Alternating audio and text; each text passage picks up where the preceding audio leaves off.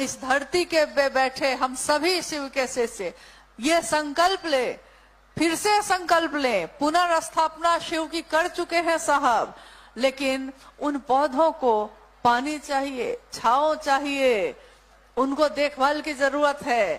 तो आप हम सब मिलकर इस महान काम को, इस बड़े उद्देश्य को, अपनी संकीर्णताओं को पीछे छोड़कर करने की कोशिश करें।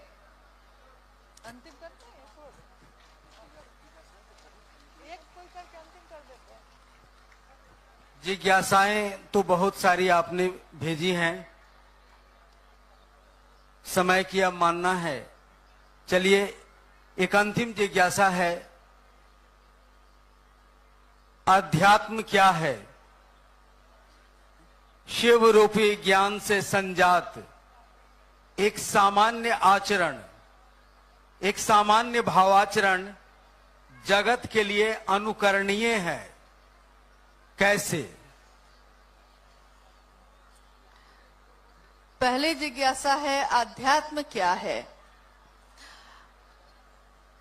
आध्यात्म सबके लिए एक ही तरह की रोशनी है, वो अलग अलग नहीं है, लेकिन जिसके शरीर में जो जीवात्मा है तो वो परमात्मा का ही अंश, ऊर्जा ही है। वो वही ऊर्जा जो मनुष्य के शरीर में आई है, अंश में आई है, तो उसको मनुष्य आत्मा कहते हैं, जीवात्मा कहते हैं। वही ऊर्जा जो परम ऊर्जा के साथ है, परमात्मा कहते हैं। और वही जो अलग अलग शरीर में जिसका प्रस्फुटन हुआ है, जो अंश है शिव का, उसी ऊर्जा से आज हम आप सब चल रहे हैं। साहब कहते हैं कि दिया यानी जिसमें आप दीप जलाते हैं, वो दिया चाहे सोने का हो, चाहे चांदी का हो, चाहे मिट्टी का हो, या किसी बालू से आपने बना लिया है, गोबर से बना लिया है, दिया चाहे अलग अलग हो सकता है, लेकिन उस दिए की रोशनी, उसमें जो बाती है, उसको जलाने के बाद उसकी रोशनी को देखकर अगर दिए को ढक दिया जाए और सिर्फ आपको रोशनी दिखाई दे, तो आप भी बता नहीं सकिएगा कि ये रोशनी सोने के दिए से जल रही है कि मिट्टी के दिए से जल रही है। ये पता नहीं चल पाएगा, क्योंकि रोशनी सबकी एक ही है।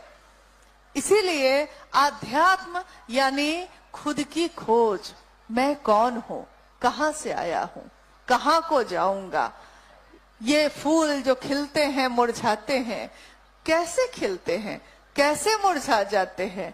एक दिन साहब श्री ने भी ये सोचा था। साहब के परिवार में, साहब के पिताजी के जो पिताजी थे, यानी साहब के दादाजी, उस समय सिवान के अमलोरी में हैजा फैला और 3 दिनों के अंतराल में साहब के दादाजी और उनके भाई, 2 भाई, सारे के सारे लोग 3 दिन के अंतराल में खत्म हो गए। साहब ने लिखा है इसको कि मैं सोचता था कि ये क्या होता है कि अचानक कोई चलता फिरता हंसता बोलता आदमी, ऐसा क्या होता है कि वो सीधे चलते चलते खत्म हो जाता है। लगता है जैसे उसके अंदर का वो प्राण निकलते ही उसके शरीर में अब कुछ न रहा। ये कहां से आया था, कहां को चला गया, मैं कौन हूं, कहां से आया था, जब नहीं आया था तो कहां था, और जब इस शरीर से निकलूंगा तो कहां जाऊंगा। इसकी खोज ये है अध्यात्म। और एक जिज्ञासा है कि शिव के शिष्य का एक सामान्य भावाचरण भी जगत के लिए अनुकरणीय होता है। शिव भाव से संजात एवं प्रगाढ़ सामान्य भावाचरण भी, इसकी ये जो पंक्ति है, ये पंक्ति भी किस पुस्तक की है, कहां लिखा हुआ है ये पंक्ति? शिष्यानुभूति में। देखिए बहुत जरूरी है उसको पढ़ना।